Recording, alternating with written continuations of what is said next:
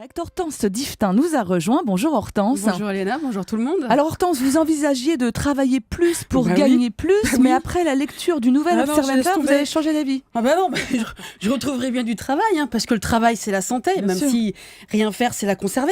Mais quand je lis le Nouvel Obs, mais je comprends pourquoi je travaille plus.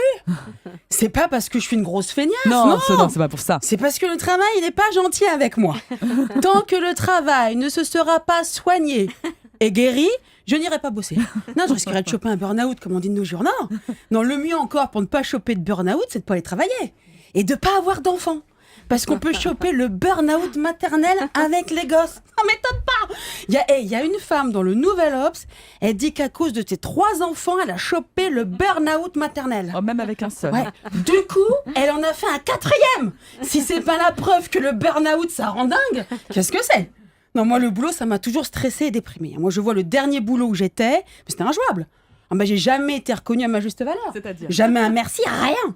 Ma directrice ne se basait que sur des résultats chiffrés mesurables. Tout était tourné, j'ai perdu ma phrase. Tout était tourné autour du chiffre d'affaires. Surtout autour de mon chiffre d'affaires, qui lui tournait surtout autour du 0. Je lui avais dit, ma chef, mon travail n'est pas une somme de chiffres. Je ne suis pas une machine. Oui, je suis une vendeuse. Et alors, je vends rien peut-être, mais je vends rien avec le sourire. C'était pas suffisant, je me suis fait lourder. Elle avait rien compris au rapport humain. Mais c'est avec des gens comme ça qu'on chope des burn-out. Tout s'était en moi. À cause d'elle, j'ai perdu toute ma lumière intérieure. Elle a brisé mon imaginaire. Oh non, pas vous, Hortense. Oh non. Alors ma copine Nathalie me dit, Hortense, t'inquiète pas, il y a des combines pour lutter contre le stress. Alors à part divorcer, donner mes gosses et gagner au loto, je vois pas comment je peux faire.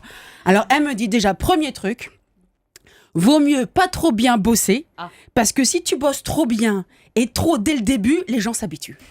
Et ils trouvent ça normal. Donc comme tout ce qui est normal, fatalement, c'est normal. Elle a raison. C'est vrai, moi, bêtement, j'étais du genre à quitte à faire quelque chose, autant le faire bien. Mais c'est pas une bonne idée. Ça, c'est un coup à choper le burn-out. Et puis, pour moi, la reconnaissance au boulot, c'était le chèque. On aime bien la reconnaissance du chèque. Ça suffit pas. Ou alors, il faut que ce soit très grand, le chèque. Là, on peut prendre un peu sur soi, mais un tout petit peu, c'est tout. Alors ensuite, elle me dit qu'il faut penser, c'est très important pour se protéger, à fermer mentalement la porte de son travail. C'est vrai qu'on n'y pense pas, on ferme la porte, mais mentalement, on l'a pas fermée. Mais ça fait toute la différence. Alors, ce qui est bien, c'est que si on a oublié de la fermer, on peut la fermer n'importe où.